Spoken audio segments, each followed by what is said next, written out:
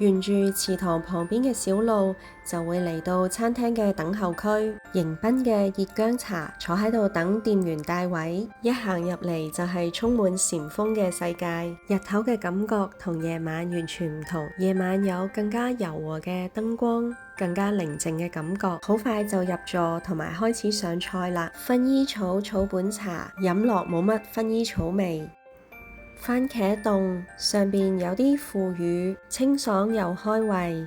第二道湯品，馬鈴薯味噌湯，裏邊仲有花生豆腐，增加口感。第三道拼盤，可以先食哈密瓜，跟住食紅蘿蔔餅，最後飲粟米濃湯，粟米味好鮮甜。番茄乾黑橄欖帶子，擠少少新鮮青檸汁。咁大隻帶子，以我食帶子嘅經驗，呢隻應該算係 L size。飲杯芭樂百香果汁 refresh 下味蕾先。12星獸拼盤。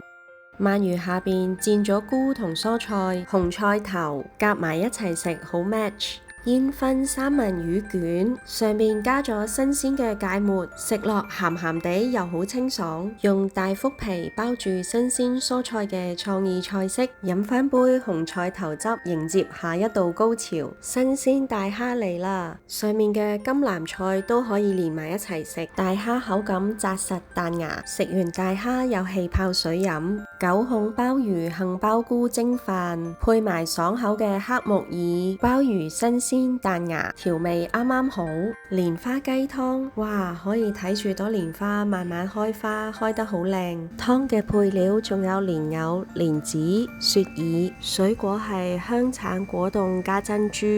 養生糖水，甜而不膩。最後可以享用普洱茶，坐低傾下偈又得，喺周圍咁靚嘅環境影下相又得。這麼棒的餐廳，無論是三五知己，還是兩人用餐，都非常適合，氛圍感超棒的。